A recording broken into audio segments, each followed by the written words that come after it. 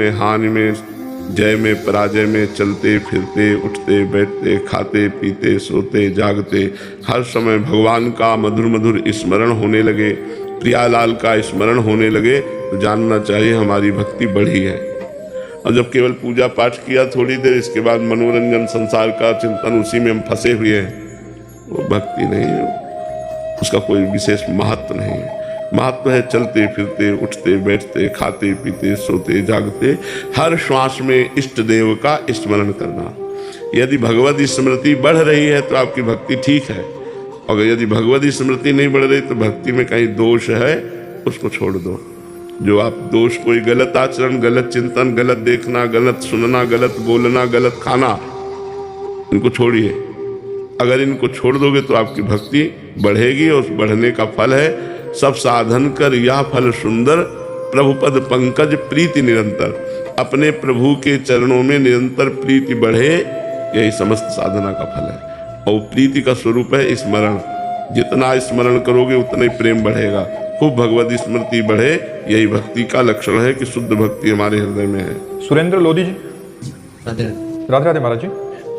महाराज जी, आप पूछना चाह रहे हैं कि न्याय करने के समय न्यायाधीश की मूल शर्त ज्ञान और चेतना है, तो फिर ये क्यों देखा जाता है कि जब भगवान के द्वारा दंड विधान होता है तब हमें कुछ याद नहीं रहता, बट हमें उस कर्म का फल मिलता है जो हमें याद ही नहीं है? महाराज जी, याद न रहे तो क्या कर्म तुम्हें दंड नहीं देगा? तुम किसी का कर्जा लिए हो और तुम भूल जाते, तुम्हारी गलती है। तुम्हारी याद तो बहुत कमजोर है। 9 महीने माँ के गर्भ में रहे, याद है? 9 सेकंड की भी याद है, और इसी जन्म में तो रहे, माँ के गर्भ में रहे कि नहीं रहे? तो अपनी याद तो बहुत कमजोर याद है। हो तो तुम ही, शरीर बदल गया। अब पूर्व में कर्म तुमने जो किए हैं वो तुम्हें दंड तो भोगना ही पड़ेगा। जैसे 10 वर्ष मुकदमा चलता है, आप भूल जाओ कि कत्ल किया था, लेकिन आपको जो सजा है, आजीवन सजा, फांसी की सजा, वो तो मिलेगी ना। अब कहते हम भूल गए तो हमको क्यों सजा मिलती है? भूल गए तो तुम्हारी गलती है, तुम्हारी कमी है। तुमने जो जो अपराध किए हैं या जो जो अच्छे कर्म किए हैं उनका फल आपको मिलेगा। अच्छा, शरीर बदल जाते हैं। शरीर माने पोशाक। तो आप पहले जब कत्ल किए तो धोती कुर्ता पहन के किए थे, लेकिन अब जब आप मुकदमा लड़ रहे हैं तो आप पैंट शर्ट से लड़ रहे हैं, तो आपको सजा नहीं होगी क्या? सजा तो होगी ना। तो जैसे आप पूर्व जन्म में स्त्री थे या पुरुष थे या क्या थे, आपने पाप किया, अब इस जन्म में आप पुरुष स्वरूप में बालक हैं अभी, तो आपको भयंकर दंड मिला। तो अवस्था थोड़ी देखता है, कानून अवस्था नहीं देखता। जो भागवतिक कानून है वो अवस्था, वो गर्भ में भी दंड दे देगा, गर्भ ही नष्ट हो गया। वो तो दंड विधान कर्म के अनुसार जो आएगा, तो ये थोड़ी देखा जाता है कि बालक बूढ़ा जवान, ये तो कपड़ा है बाहरी, बालक बूढ़ा जवान। जीवात्मा तो पुरातन है ना, भगवान का अंश है ना, और वही गलती करवाएगा तो उसी को भोगना पड़ता है। समझ पा रहे हो आप? तो हमारी स्मृति तो बहुत थोड़ी है, हम इसी जन्म की बातें परसों क्या खाया था 12 बजे दोपहर के? हमारी तो स्मृति बहुत छोटी है, नहीं है? कि अगर हम अचानक पूछे, हम ही से पूछ लो ना कि आपने परसों दोपहर के क्या पाया था, सोचना पड़ेगा। परसों की बात, जबकि हमने खाया है, सोचना पड़ेगा हमें। तो फिर हमारी सोच तो बहुत कमजोर सोच है। हम अपनी सोच के अनुसार न्याय कैसे मांग सकते हैं? हमने जो जो किया जन्म जन्मांतरों में, अवश्य में भोक्तव्यम कृतम कर्म शुभाशुभम, हमको शुभ अशुभ कर्म भोगने पड़ते हैं। कुछ माफ भी हो जाते हैं क्या महाराज जी? हाँ, भजन करने से माफ हो जाते हैं। भजन करने से माफ हो जाते हैं। भजन करो, तपस्या करो, तीर्थयाटन करो, पवित्रता पूर्वक दान करो, भगवान का नाम जप करो, इसी से सब पाप नष्ट हो जाते हैं, सर्व पाप नष्ट हो जाते हैं। प्रारब्ध भोगना पड़ता है, प्रारब्ध जो है वो भोगना पड़ता है, पाप सब नष्ट हो जाते हैं। जैसे इसी जन्म में जी दंड किए, मतलब पाप किए, तो इसी जन्म में दंड क्यों नहीं मिलते? बहुत बड़ी सरकार है, बहुत बड़ा कानून है। कभी कभी मुकदमा चलता रहता है और जो क्रिमिनल काम करने वाला होता है वो मर जाता है पहले, अब उसका फाइनल ही नहीं हो पाता है। कभी कभी ऐसे समय फाइनल होता है कि बुढ़ापा आ गया उसका, लड़ते लड़ते अब बोले आजीवन कारावास। एक महाराज जी बता रहे थे 45 साल बाद उसका निर्णय हुआ कि ये बाइज्जत बरी कर दिया जाए इसका, वो 45 साल जेल में ही रहा। 45 साल जाओ, तो ये प्रारब्ध भोग है। तो देखो यहाँ, जबकि एक देश की सरकार है तो इतना समय लेती कि नहीं? अनंत ब्रह्मांडों का न्याय है जहाँ, वहाँ तो ये जन्म का जन्म लग ही जाता है, वहाँ तो लग ही जाता है ऐसे। ओमकार जी, श्री हरिवंश महाराज जी। महाराज जी, जैसे आप कहते हैं कि भजन कभी व्यर्थ नहीं जाता, तो मान लेते हैं कि इस कलयुग में मैंने अच्छा भजन करने का प्रयास किया, किंतु मेरी मृत्यु बिना भगवत प्राप्ति के हो गई, तो मेरा अगला जन्म किसी अन्य युग में हुआ तो मुझे उस युग के आधार पर? अन्य युग में नहीं, इसी, अभी तो बहुत बड़ा युग है, इतनी देर थोड़ी तुम वैकुंठ या स्वर्ग में रखे जाओगे। बहुत बड़ा युग है, 4,32,000 वर्ष की आयु है, तो अभी तो 32,000 में 5-6 हजार वर्ष हुए हैं, 4,32,000 वर्ष की आयु कलयुग की। अभी हम सैकड़ों बार जन्मे मरेंगे, एक दो बार थोड़ी। यदि भगवत प्राप्ति हो गई तो हो गई, और अगर जो भजन प्रयास करता है और उसको भगवत प्राप्ति नहीं होती तो उसको अगला जन्म जो है बड़ा सुविधाजनक मिलता है। धनी मानी पुरुषों के यहाँ और भक्तमान, धनी मानी भी है और भक्तमान है, बचपन से ही सब सुख ऐश्वर्य और बचपन से ही भागवतिक वातावरण। भगवत प्राप्ति के लिए उसको जितनी सामग्री चाहिए, पूर्व जन्म में जो साधना की वो तो जागृत हो ही जाएगी और वर्तमान में उसे बड़ी अनुकूलता मिलती है, तो बचपन से ऐसे संस्कार बन जाते हैं और भगवान की उसे प्राप्ति हो जाती है। वो नष्ट कभी नहीं होता।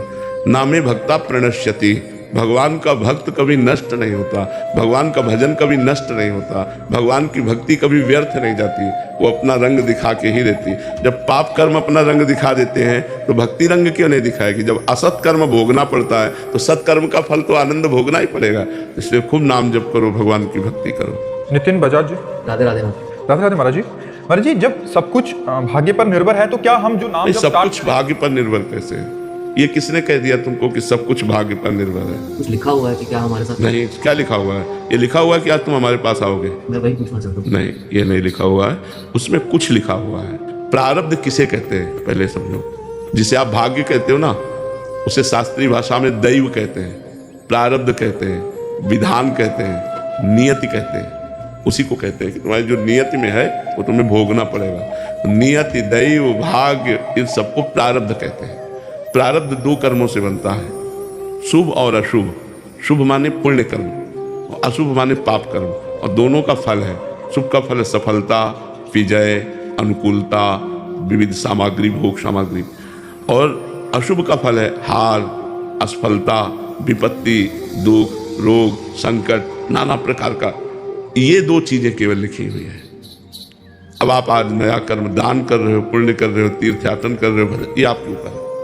इसे क्रियमाण कहते हैं, उसे प्रारब्ध कहते हैं जो लिखा है, और जो आप करोगे ये नया कर्म क्रियमाण है, और जो आपके अनेक जन्मों का किया हुआ कर्म जमा है उसे संचित कर्म कहते हैं। तो संचित कर्म भगवान की शरण में होकर भजन करने से भस्म हो जाता है, और क्रियमाण भगवान को समर्पित हो जाता है, और प्रारब्ध को भोगना पड़ता है, भोग लेता है। वो तीनों कर्मों से मुक्त होकर भगवान को प्राप्त हो जाता है। इनका कहने का भाव है कि महाराज जी, जब मैंने नाम जब शुरू किया 15 दिन पहले, तो मेरे भाग्य में लिखा था कि मैं 15 दिन अभी नहीं, ये नहीं लिखा था, ये नहीं लिखा था।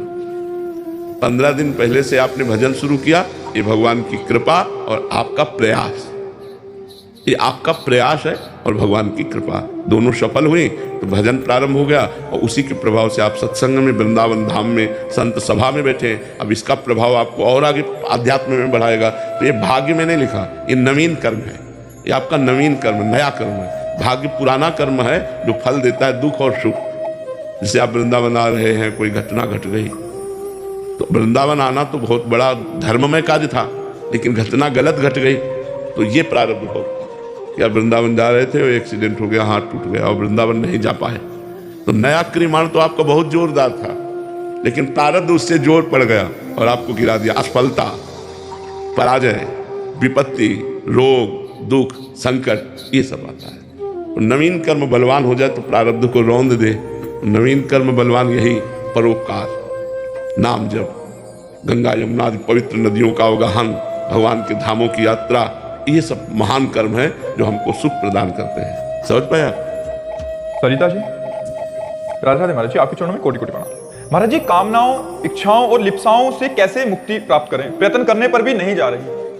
बिन संतोष न काम न साही, अछत काम सुख सपने हुनाही। जब तक संतोष नहीं आता तब तक ये कामनाएं सुरक्षित रहती हैं। जब तक कामनाएं सुरक्षित रहती हैं तब तक स्वप्न में भी सुख और शांति नहीं मिल सकती। तो संतोष कैसे आवे? जब बहुत बड़े धनी श्री भगवान से हमारा संबंध जो है वो जब हम मान लेते हैं कि भगवान मेरे, तो मुझे संतोष हो जाता है। भगवान के संबंध से ही संतोष आएगा और भगवान के भजन से ही संबंध पुष्ट होगा। जो है वही स्वीकृत हो जाएगा। हमारा भगवान से संबंध जन्म जन्मांतरों से है, हम उनके अंश है। ये संसारिक संबंध तो अभी कुछ वर्षों का है, हम तो भगवान के हैं। तो जब भगवान से संबंध हो जाता है तो सारी कामनाएं या तो पूर्ण हो जाती हैं और या शांत हो जाती हैं। परम संतोष हृदय में हो जाता है। देखो, भगवान से जरा सा लगाव हुआ कि बड़े बड़े राजपाट वैभव छोड़ दिए लोगों ने। तो हम जो सुख चाहते हैं वो भगवान से संबंध रखने वाले छोड़ देते हैं। इसका मतलब बिना भगवान से संबंध स्वीकार किए इस माया की कामनाओं से हम निवृत्त नहीं हो सकते, और कामनाएं कभी पूर्ण नहीं हो सकती। एक कामना के बाद दूसरी कामना, एक दूसरी कामना के बाद तीसरी, ये चक्र चलता रहता है। तो हम भगवान का नाम जप करें, भगवान की महिमा सुने, लीला कथा सुने, भगवान को अपना माने, इन्हीं के बल से हमारी कामनाएं शांत हो जाएंगी। भगवान बड़े कृपालु हैं, भगवान सबके स्वामी हैं, भगवान सब कुछ हैं, उन्हीं की कृपा से हमारी कामनाएं शांत होंगी। तो भगवान की शरण में होकर भगवान का नाम जप करो। किसका प्रश्न है, समझ पाए आप? तभी सब कामनाएं और जितनी वासनाएं, लिप्साएं, ये सब शांत हो जाए। जब हम नाम जप करते हैं तो हमारी छुपी हुई मन की वासनाएं बाहर निकलती हैं और भस्म हो जाती हैं। जब नाम जप करते हैं इतना आनंद आता है कि और कोई कामना ही नहीं रह जाती। इसलिए हम भगवान की शरण में होकर नाम जप करें तो सारी कामनाएं, वासनाएं, लिप्साएं सब शांत हो जाएंगी। चिंता न करो, चिंतन करो, भगवान का चिंतन करो। नदिया जी कजाकिस्तान से। राधे राधे महाराज जी। महाराज जी, मेरा प्रश्न है कि कैसे आत्मा की आवाज़ सुने और खुद पर आत्मविश्वास करें? असल बात, आत्मा की आवाज़ किसी और की आवाज़ थोड़ी है। आप आत्मा की आवाज़ सुने तो आत्मा और हो गई, आप और हो गए, ऐसी बात नहीं है। वो आपकी ही आवाज़ है, आप ही आत्मस्वरूप है। तो जब तक देह भाव रहता है तब तक मन की आवाज़ सुनी जाती है, अपनी आवाज़ नहीं। अपने हृदय से जो बात आती है, गलत है मत करो, अब धीरे से एक बार आती है, गलत है मत करो। बस हमको अनुसुनी जहाँ किए तो मन जोर पड़ा, करो करो, बड़ा सुख मिलेगा, आनंद मिलेगा, ऐसा वैसा प्रलोभन। हम मन की बात तब तक सुनते हैं जब तक देह भाव है, देह में अहंकार है, तब तक मन की बात सुनते हैं। और जब प्रभु में अहंकार समर्पित हो जाता है तो हम आत्मा की बात सुनते हैं, जो अंदर सद्गुरु रूप से आत्मस्वरूप आवाज, उसी से तो महापुरुष बन जाते हैं। जो उसकी आज्ञा का पालन करते हैं वो महापुरुष बन जाते हैं, और जो मन की आज्ञा का पालन करते हैं वो जेल, नरक, दुनिया का सब प्रपंच मिलता है। जितनी जेल भरी है ये सब मनमानी करने से ही भरी है। कानून के विरुद्ध, धर्म के विरुद्ध जो मन की सलाह है उसी को हम मान लेते हैं। तो हम नाम जप करें, शास्त्रों का स्वाध्याय करें, संतों का संग करें और पवित्र आचरण करें तो हमारी बुद्धि पवित्र हो जाए। जब पवित्र बुद्धि हो जाएगी तो वो आत्मा की आवाज़ सुनेगी। अभी अपवित्र बुद्धि है तो केवल मन की बात सुनती है, आत्मा की आवाज़ सुनकर भी अनसुनी कर देती है। तो हमारी बुद्धि पवित्र होनी चाहिए। इसके लिए साधन करो, भजन करो, अपवित्र आचरणों का त्याग करो, गंदा भोजन त्याग करो, जिससे आपका बुद्धि पवित्र हो। और वो बुद्धि, पवित्र बुद्धि आत्मा की आवाज़ सुने, अर्थात गुरु, संत, शास्त्र, ये सब आत्मा की आवाज़ है। गुरुजनों की वाणी, संतों